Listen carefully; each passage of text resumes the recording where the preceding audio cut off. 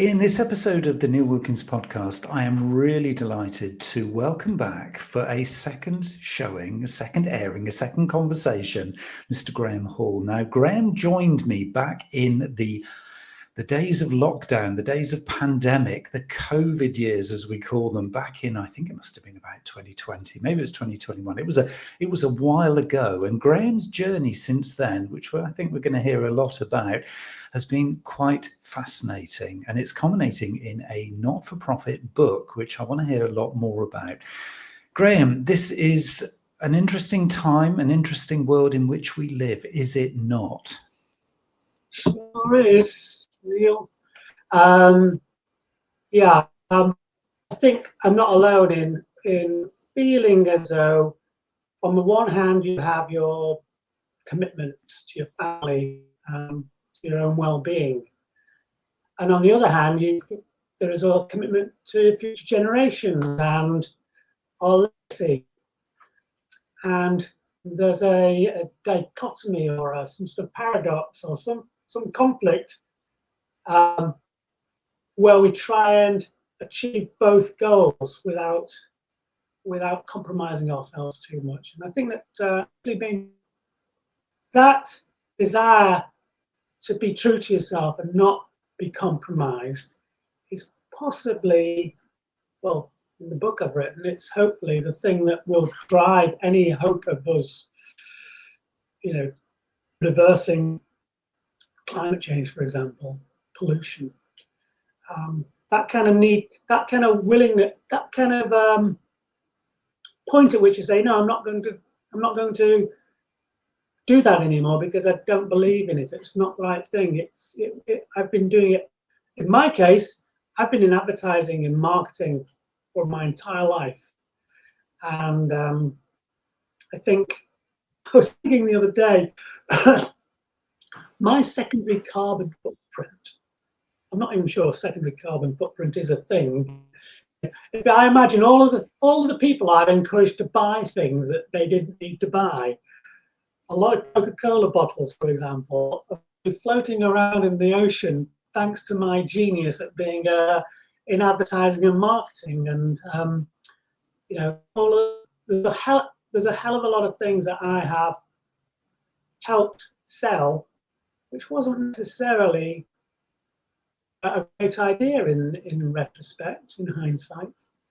So I came to the conclusion 3-4 years ago that I really got to start walking the talk and trying to finding that happy balance between the two things. We've got to have food, we've got to have a house over our head. We've got to go to university. All of that stuff should happen. I'm not, as I say in my book a lot, I'm not asking everybody full Thunberg. We don't need to go join Just Stop Oil. But there is, if we as a kind of, if you imagine a bell curve and we're in the middle, we're in the hump in the middle, most of us. We're neither extreme at one end or climate deniers at the other end. Those guys in the middle, if we all start pulling together and changing our behavior a little bit and becoming more sensitized to our consequences of what we're doing, then we can actually shift things quite radically, I think. And a snowball effect that's possible when that happens. So, yeah.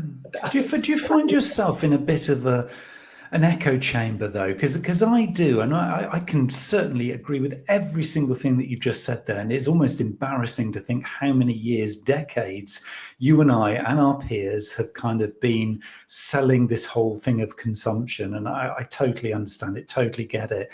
But do you find that there is a bit of an echo chamber thing here where people who are actually listening to the kinds of things now that we're saying, which is we've got to reinvent this, we've got to do it more authentically, we have to do it with planet first and people first rather than just for, monetary sake, that actually the people who are going to nod and say, yeah, absolutely, Graham, totally with you, are a small minority. They're agreeing, they're going to do something, but the masses, if we call them that, of our peers and our colleagues and others who are maybe defining success and what's important and being pressurized, they're still doing it for financial gain only. And so therefore what you're doing is you're talking to people who actually already get it. Do you find that a problem? Absolutely. And that is, I mean, I am not here to sell this book. It's a free book anyway. You download it for free. There's no particular profit in it for me, other than perhaps for people to think, wow, he's got some good ideas. But the book is aimed at everyday people, because it's aimed at it's kind of like a nudge philosophy. If you read this, and this is not an original book. It's original. I've taken it. I explain things. The content, you can find all of the content already out there. It's just that what I hopefully have done here is joined a lot of dots for the absolute nice reader who watches the TV. It says it a lot in the book. You're watching the TV and you go, oh God, that's not good, is it? That hurricane or that firestorm in Canada or the Greek islands, for example. We're watching the TV and we're going, that's not quite, doesn't feel quite right.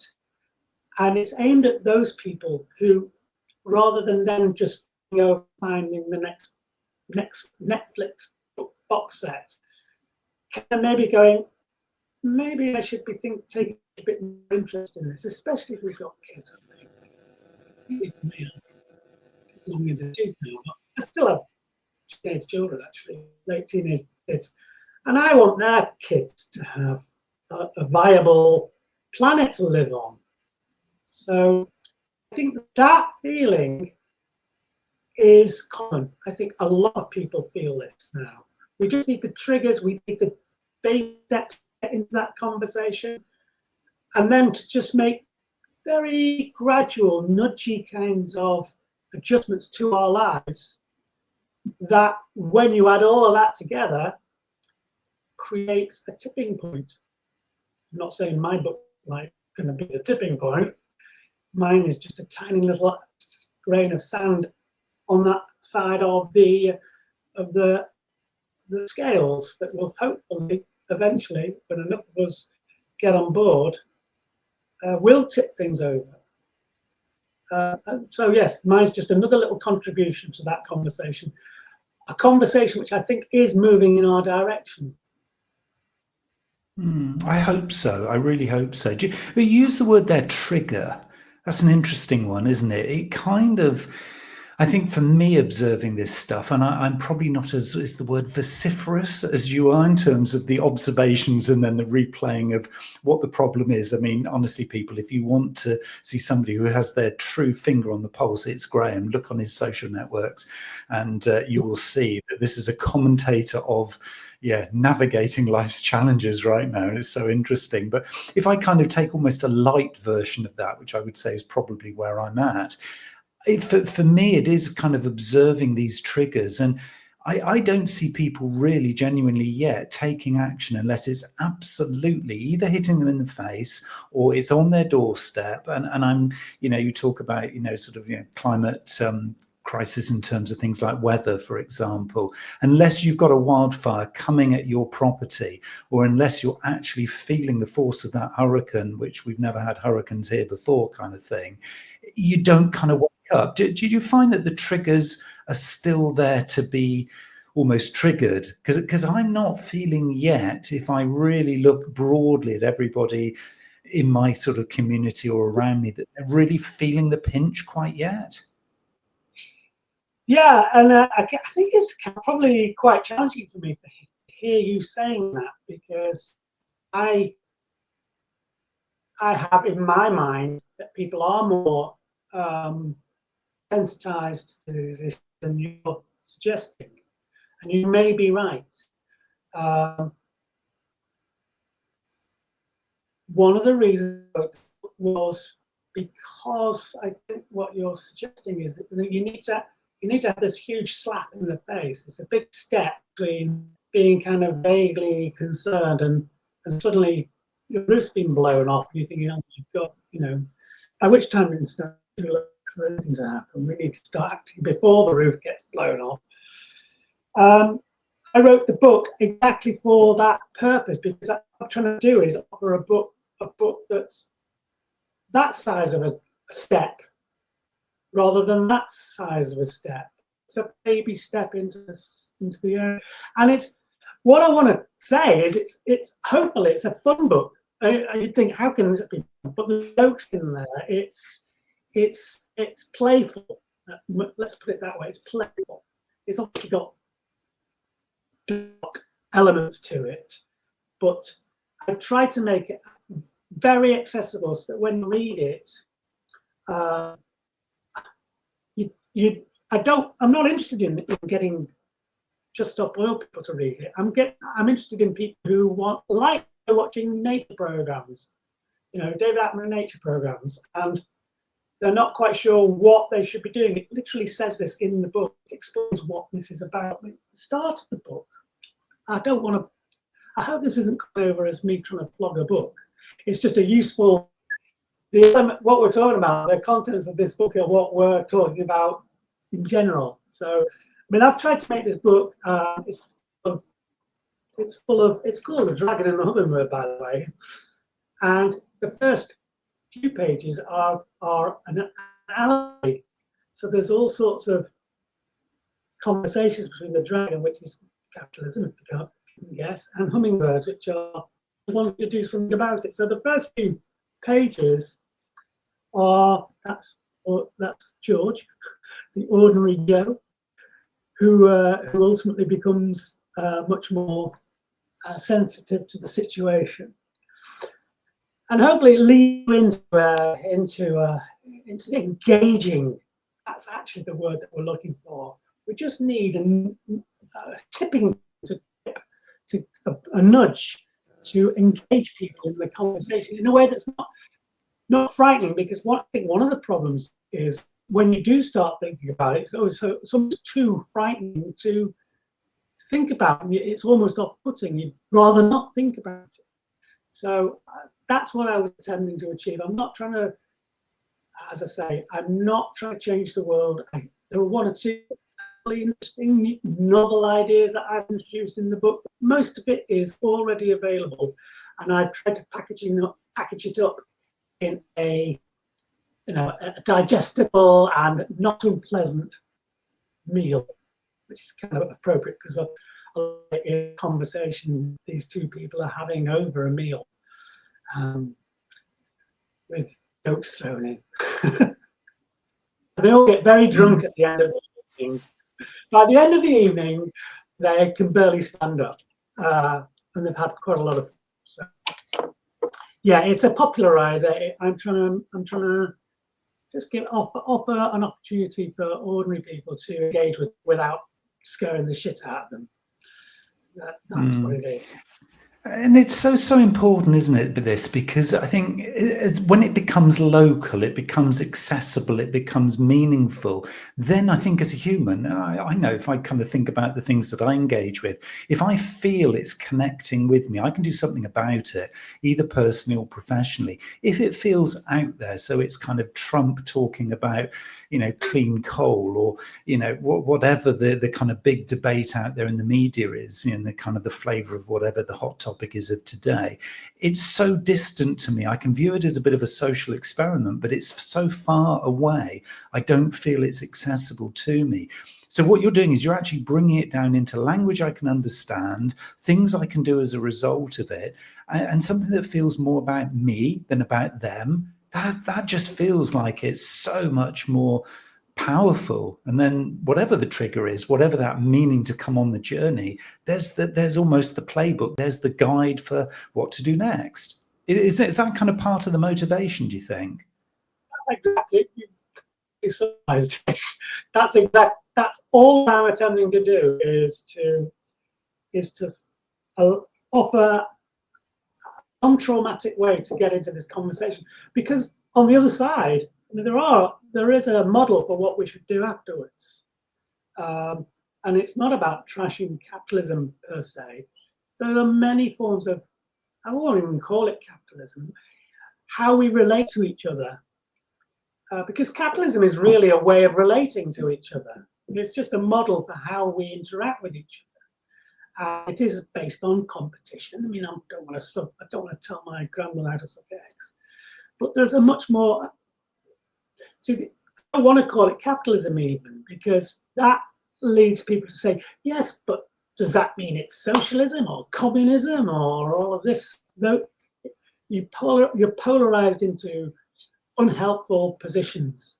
And there's actually a much more moderate and considerate way of behaving with each other, which I know you subscribe to, Neil. I know how you work. That's respectful. That's not about attempting to achieve and win and get to the top and all of this, which I actually also believe is, I think, as a certainly in developed countries, be careful with my words, in developed countries, we're beginning to ask ourselves those questions. Why am I working my ass off? What is the point of all of this? Not given particularly coherent alternatives to consider, because it's not part of the narrative. You know, Starmer wants to grow our way out of our problems. Certainly, Trump is about attempting to, it's all through growth and economic success, none of which necessarily makes me and you any happier. Because I think when you really look at the psychology of it, what makes people happy is not things that you can buy, it's how you live your life, particularly in your relationships with other people. That's where the value of life is. And I ask those sorts of questions too. Yes, we do need to be able to buy and sell product and eat all, as I've said, but there are other dimensions of life where the real happiness and satisfaction and sense of fulfillment live beyond having the next big car or the latest iPhone or whatever the hell it is. I mean, there's plenty of data, and it's in the book, which demonstrates that owning things is no solution to being happy. If you buy that latest car, suddenly that becomes the normalized thing, and then you'll want the next best car. And when again, I'm not trying to tell you guys how to suck eggs, but constantly just needing the next thing to validate yourself says something about who you are inside, rather than, whether there really is any benefit from having that latest, greatest car. I don't have a fancy car. I've had a fancy career in my life. I mean, I've lived in the States a lot. I've been all around the world doing all sorts of amazing things. And about 20 years ago, I gave up being a planner in New York to move to Somerset with my wife and our 3 kids. Was the most important thing, because living on Manhattan with 3 kids, I'd never see them because I was traveling, and B, it just didn't make an awful lot of sense to be chasing winning the next project. I couldn't see the value of me winning another project, helping to win another project. And how does that make my life any better? So we pulled back from that, and we live very modestly now in Somerset. And I couldn't have made a better decision 20 years ago. It's been tough for me personally, in terms of having a career that works, because there aren't the businesses around here to support how I had worked in the past at a fairly high level. But on the other side, we've had an absolutely wonderful. My kids have had, I think, a very good upbringing, a very nurturing environment in which to be brought up, and I can't think of a better way of having spent the last 20 years. Anyway, the point I was making about that is it's not just about status.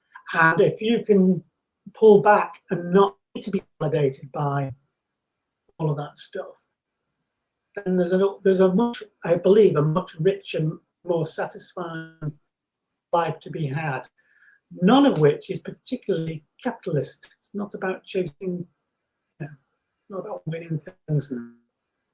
There's a kind of middle course we can all take, which is much kinder to the environment. Feels like there is balance here then that we're really looking for, because it almost feels then that what you're saying, Graham, is that okay, it's okay to a point to be making money. We all need to have money because it's how we trade, it's how we put food on the table, etc., to a point. And then if we can balance that with, for some of us, we are competitive, it's in our DNA, we're probably never going to get rid of that. But maybe, I think possibly what you're saying is that with this future capitalist kind of model is that there's an opportunity to almost redefine it. So we can say, okay, it's a little bit of competitive thing with the money, but it's actually, you have to balance that then with doing good for planet, doing good for the local community, not getting people to consume, but maybe adding more value. It's all of these different ingredients. What we're doing here, isn't it, is kind of redefining success, redefining the habits that have kind of got us to this place in the first place.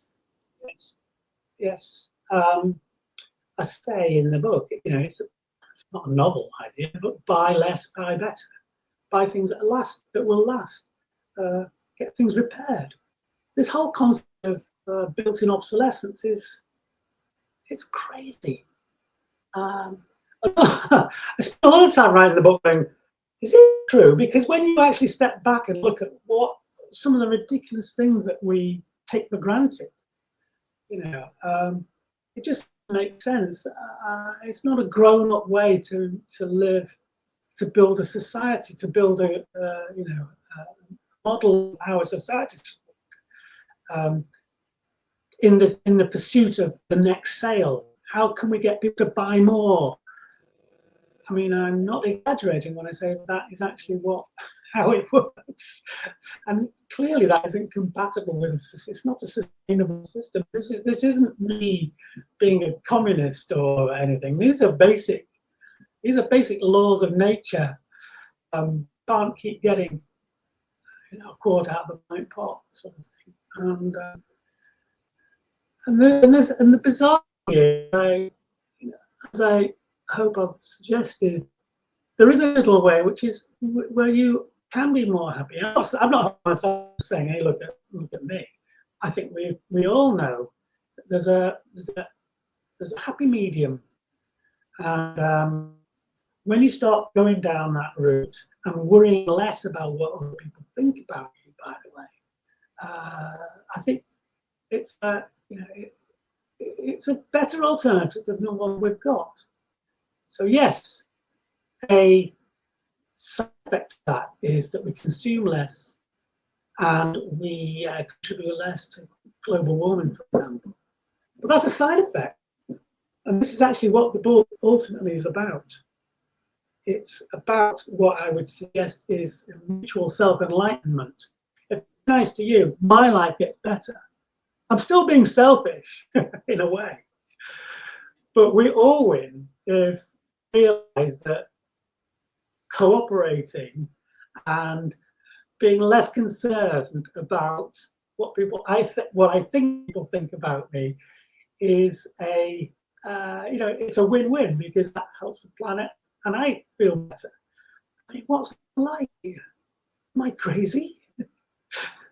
It's interesting though, isn't it, Graham? Because I mean, you and I are of, let's just say, a certain age. We've kind of sort of been there, seen it, done it. Let's just face the facts here. And a lot of people kind of listening to this will say, yeah, but you two, you've probably got enough money to be able to put food on the table. Yeah, you can have those choices because you've kind of done it. You've kind of seen this stuff. And yes, whilst I agree with you, whenever I'm scrolling down my timeline on my social media, I'm swiping past all of these things which are look like this, buy this, do more of this, do more.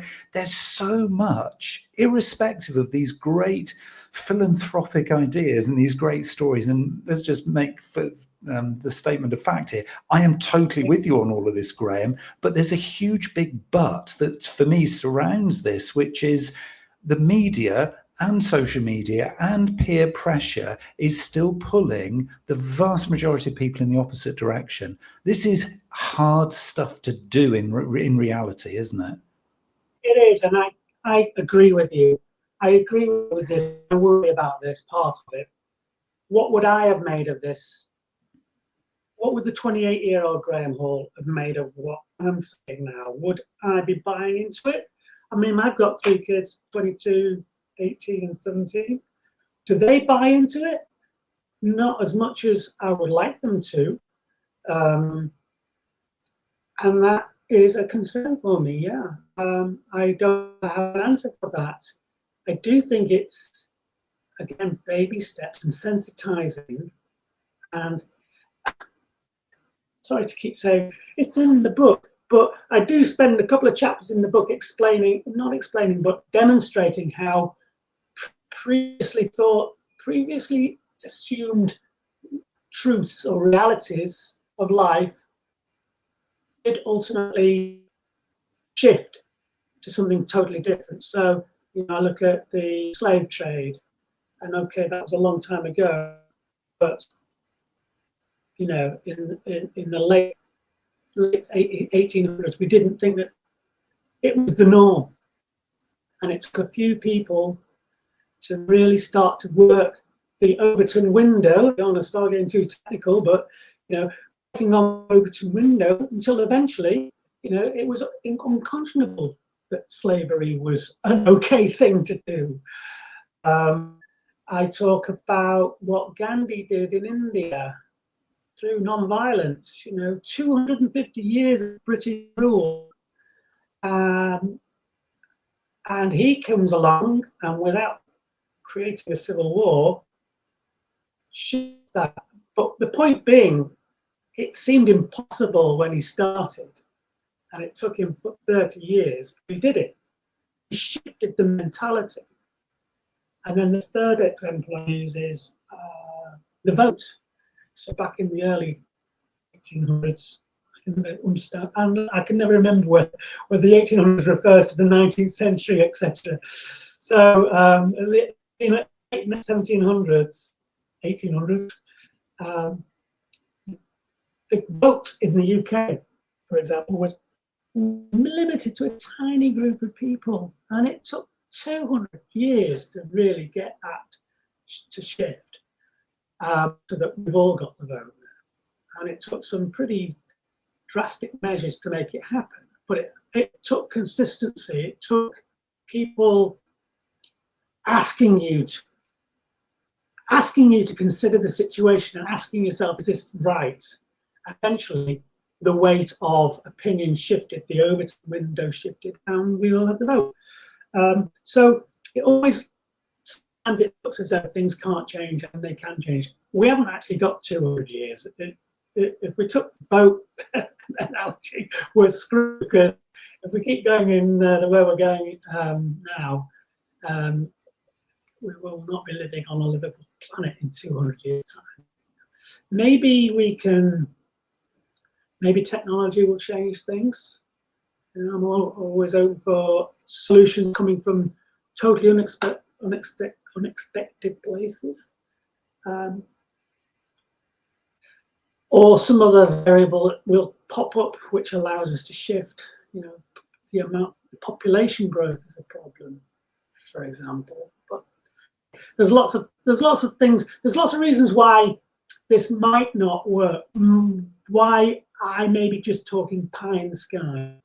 But if we have that attitude, it isn't going to work. So we've got to swing for the bleachers, sort of thing. We've got to really go for it. And otherwise, that's just my feeling. I can look at myself and say, oh, I had a go. I didn't just lie down. And that's really that's why I did it. If there's anything, and I think And I think all credit to you, because I think this is the thing, isn't it? Is that if we're going to redefine this thing of success, for me, this is the kind of the thread that's going through all of this, is this way that we have defined what is successful. And again, it's playing to human ego all the time, isn't it? It just comes back to this whole thing about, I need to be bigger, stronger, more wealthy in a financial way than you. And that's my measure of success. If we can kind of not get rid of that, I don't think that's ever going to just disappear. But if we can balance that, I think what you're saying is that it is about having this healthy dose of compassion, of empathy, of realism, but doing it now. Because like you said, we haven't got 200 years. We've got probably a couple of years to really start to break down some of these, very, very well-held beliefs that are, just really kind of shooting ourselves in the foot at the moment, aren't they? And if we can get that balance, that there feels like there could be hope. Yeah, what is the alternative? Just, I would come back to the fact that most of us, there are the Elon Musks and the Zuckerbergs in the world, and the Bezoses, but most of us, we're not the alpha male, I won't say male, just the alphas at the top of the society. Most of us are kind of somewhere in the middle. We all need to just chill out a bit and stop thinking, oh, look at me. It's just, gives a shit. Yeah, I think it's much nicer for all. If I see somebody in my little village here, I have a lovely relationship with them. We talk, we've got time to talk. Every morning I go for a 2-mile walk. I see a lot of people in the village. We say to each other. Nobody's judging each other by their car, or we're having a nice life. And we have enough time to stop and say hello. I think that's as good a reward as owning a car, owning the latest car. Of course, within that owning the latest car, you've got to want to own the latest car to keep the whole capitalist machine needs to keep churning, because it needs to buy the latest car. So the question then comes, shit, if we don't buy the latest car, we're happy to live in it with a 5-year-old car. I am aware that this is a very middle class conversation now. A lot of people can't afford 5-year-old cars. How was it going? If we all stop buying these cars, then what will happen to capitalism? And that's frightening, because we're not given a particularly good model of what might happen afterwards. But it can work. There's a lot of work, donut economics, degrowth.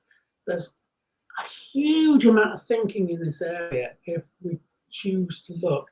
And it's not all about suddenly wearing hemp clothing and hair shirts and digging your own potatoes, particularly. We're not suddenly all have to join some sort of commune.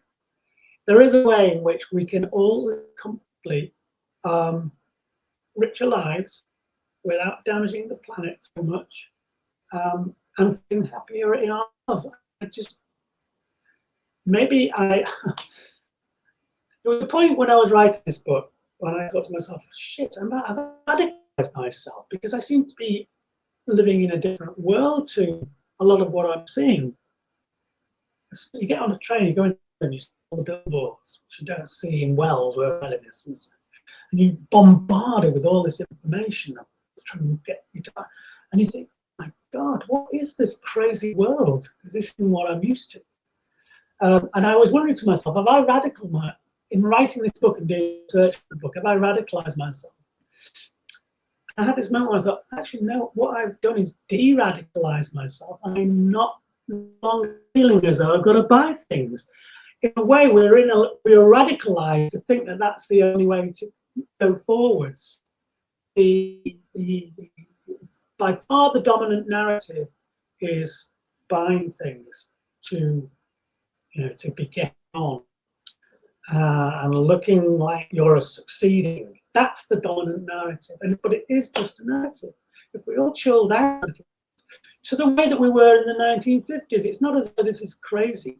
This is a world in which the world like this is almost tangible from, say, the 1950s. Things really started kicking off in the 60s and the 70s. Commercialization, marketing, really, and now our kids and social media, my God. There was a simpler time, not that long ago, where you went to the local butchers. Everything was local. People had communities. The high street was thriving. Nobody was massively rich, but a lot of people were comfortable and living in a comfortable society that had connections. That's possible still. You go to, as I say, looking at donut economics or degrowth. There's a whole school of thought in this area, which offers you an alternative, but we're just not. It isn't.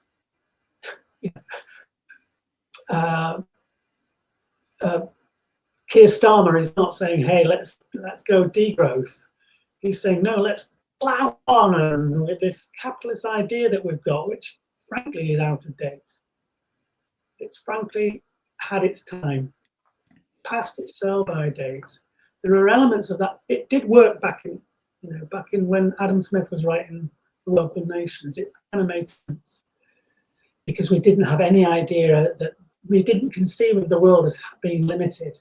It was still a big place with lots of untapped resources, and it was hard to see how we would ever run out of those resources. But the world has changed, and the rules have changed, and that system is no longer really compatible with the way we want to live our lives. Oh, I'm sorry. Is the word? Yeah, it's the word. I'm just kind of trying to search for a word here that kind of balances this whole thing about need and want. So I might need certain things, but I also might want certain things, and maybe those are the things I need to be thinking a little bit more, critically about, or maybe questioning. Do I actually have to get that because I want it, but I don't actually need it? So there's an interesting thing. But I'm just trying to, as I was listening to you, Graham, just trying to find a word that would sort of almost encapsulate all of this. And it's the word moderation. Because it doesn't feel like we should be stripping out everything, but it feels like we need to moderate ourselves, kind of come down a little bit. Time, money, food, things. It all feels like we just need to moderate this stuff. Is that fair? Does that sound like it makes sense? Exactly. That's really all that we're saying. Is if we all work less hard, we may earn a little less money, but we will be, the quality of the time that we have will all be.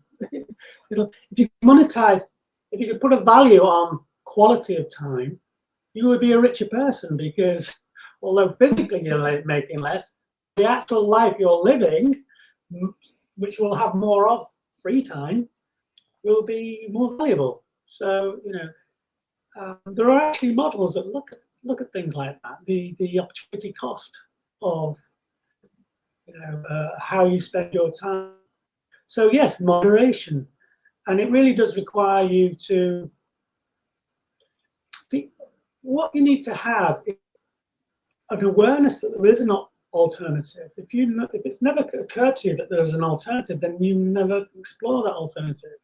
And unfortunately, the world in which we live in tends not to want us to explore those sorts of ideas because it doesn't serve the system. And I don't want to sound like I'm a conspiracy theorist. I'm not. And this is not a political book that I've written. We're all just kind of following what we think is the right thing to do. Even extremely rich people think what is the right thing to do. But there are alternatives, and they are viable. They possibly are more viable than the present system because they don't have built-in. It doesn't depend on growth and constantly increasing the amount of resources that we burn up. I'll offer you one little example, fossil fuels. We could have found alternatives to fossil fuels 40, 50 years ago. It wasn't profitable, and therefore that was not pursued. If we had done that, I mean, it wasn't pursued because it was profitable. In fact, a lot of thinking into alternatives was suppressed because it would have got in the way of making money. This is how warped the whole system has become. So there may be many alternatives to what we've got, but we need to stop thinking that having more and more money, much of which ends up in tax avoidance, offshore bank accounts, which is ridiculous, do nothing. The more you look at it, the more you think, this is nuts. How have we got ourselves into this silly situation? So, we're only here for a very small period of time. We may as well enjoy it. It's not some great competition. I know I'm a bit new age now, but when you look at it, you come out with that. It's hard not to conclude that we need to relax a little and enjoy the journey. It's so cliche. It's also true. And with those cliches, I mean, I was just going to say, the thing about cliches is there's always a real honesty behind them. We joke about cliches, don't we? But they were created because there was a trend, because there was a pattern. And I just think, to sort of demonize those is almost self-defeating again, isn't it? A lot of the stuff that has gone around and come around, it comes around again because it's the truth and because it's real.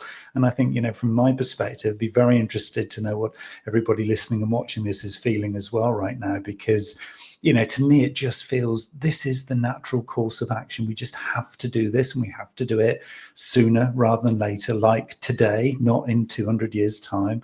I want to put this book in people's hands or on people's screens. Graham, how do they get hold of it? How do they connect with this? Well, I have on sale. It's sold at price. You can just download it from my website, which is www.dragonbook.org. So the book itself is called The Dragon and The Hummingbird, not-for-profit allegory for our times. And there's a new version coming out a little bit after Christmas now, which has got one to it and a few less typos. And but that, we should have a finished version in the new year. I was hoping to get it out for Christmas, but other things have got in the way. Clients have got in the way. So chasing that profit again, Graham. That's the trouble. But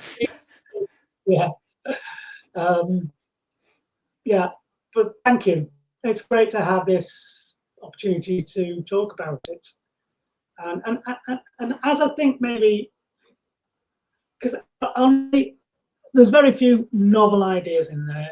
If I've done anything, it's just packaged up all of the information into a digestible form with a beginning, middle, and end. And the end is somewhat optimistic.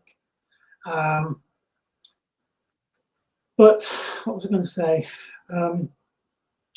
Just talking about it, talking to you about it, hopefully it's energized you a little bit, just to think a little bit. Not because my ideas are amazing, but because we as a society don't have this conversation enough. And we're all intelligent people, and when we engage with this discussion in a non-political way, common sense often shines through. And if we both go away, because even me talking about it energizes me to do more. We both go away and do a little bit different, behave a little bit differently today and tomorrow and the next day.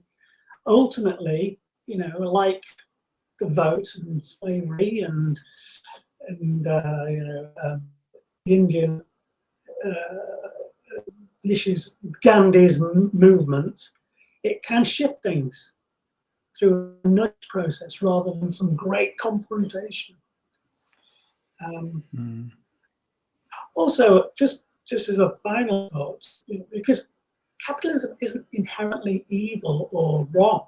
It's just following it's a kind of route of least resistance. It's attempting to provide the solutions that you think you have. And if we as a community, as a society, what we demand is different, capitalism will flow towards what it is that we're asking for. It will find answers to the things that we're asking for. So if we start asking for things that are more sympathetic to the climate, it will figure out ways of solving those problems that we have. And that's why it's not anti-capitalist in that way. We can harness capitalism to change things bizarrely through trying to fulfill what we ask for. So leave that idea there. We need to do things ourselves to prompt the suppliers to figure out, this is what they're asking for. So Graham Hall, thank you so much again for coming on for part 2, and I'd love to invite you back in a while to have a part 3, and we'll see where the world is at that point, because I'm sure with your inspiration and your work, some people will have sat up and take note, and fingers crossed they will also be on this crusade together with you. So Graham, thank you again for your time today.